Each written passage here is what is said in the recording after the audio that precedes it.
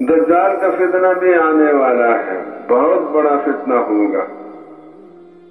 اللہ تعالیٰ نے ہر قوم کو ڈرایا دجال کے آنے سے، لیکن اللہ تعالیٰ نے یہ مقابلہ رکھا اس امت کے حساب میں۔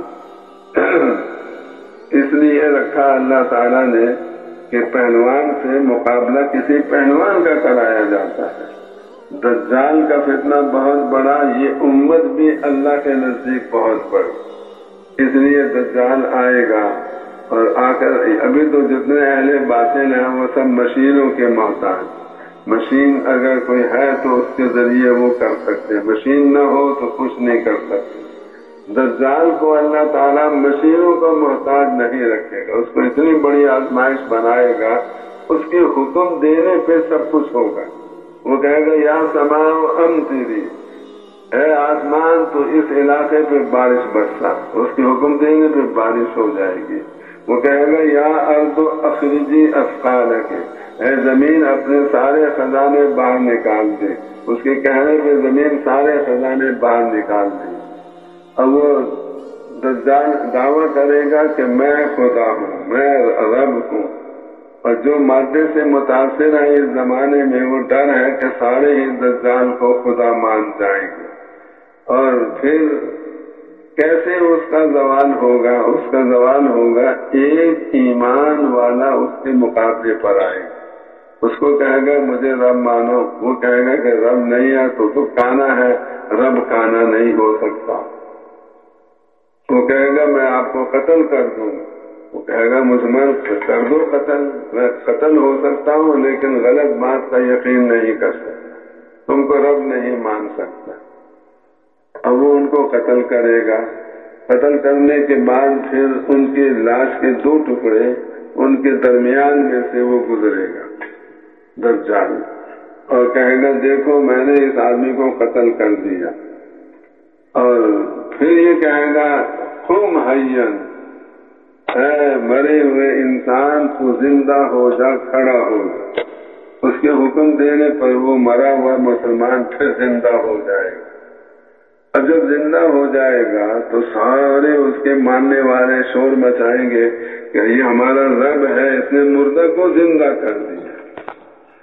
اب وہ جو مرا ہوا تھا، قتل ہو گیا تھا، وہ زندہ ہو گیا، تو زندہ ہونے پر دجال کہے گا اب تو مجھے رب مان لو، میں نے تمہارے کو قتل کیا پھر تم کو دوبارہ زندہ بھی کر دیا۔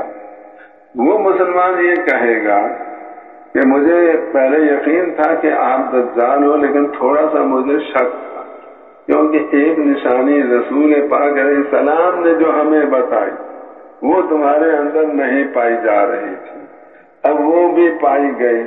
وہ نشانی یہ بتائی تھی کہ حضور نے کہ دجال ہے،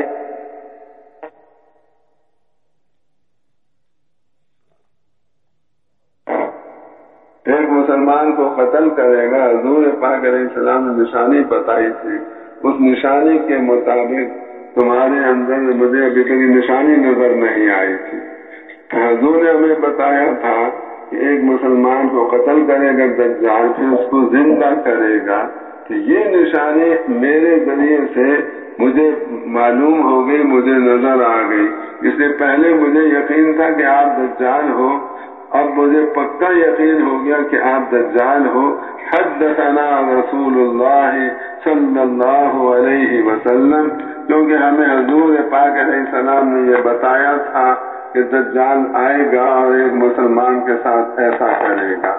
اب جب یہ ایمان رسول پاک علیہ السلام کی حدیث پر یقین رکھنا جب اس کو یہ ظاہر کرے گا یہ ایمان والا، تو ایمان والے کے آگے اللہ دجال کو بھی فیل فرما دیں گے، پھر اس میں اتنی طاقت بھی نہیں رہے گی کسی بچے کو قتل کر سکے، اور سارے اس کے داؤ فریب جتنے ہیں وہ سب اللہ تعالیٰ بے اثر کر دیں گے۔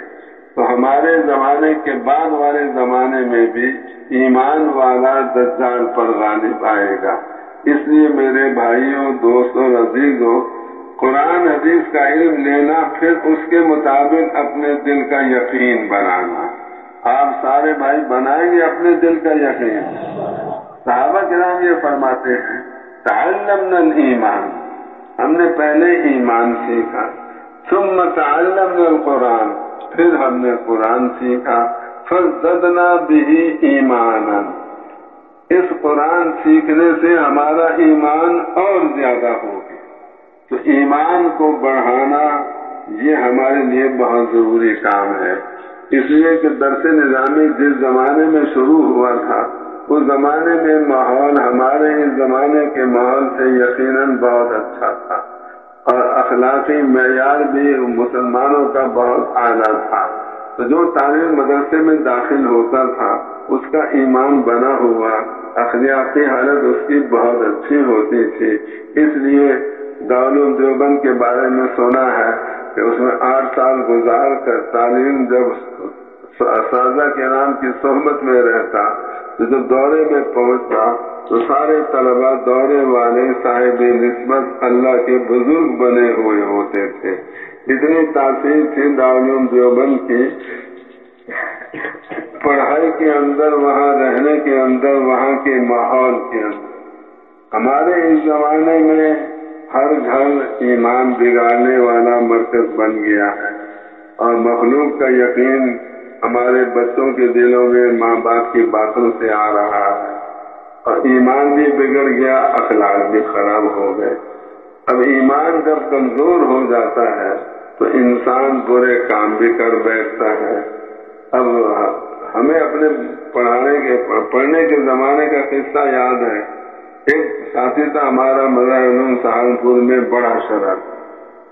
کیا شرارت کی، ایک دن اس نے، ایک ساتھی سو رہا تھا، اس کی جوتی اٹھائی، باہر لے جا کر موچی کے ہاتھ میں بیچ دی، پیسے بنائے، پیسے سے مٹھائی خرید کے لے آیا، اور پھر ہمیں کہنے لگا آ جاؤ دوستوں مٹھائی کھا۔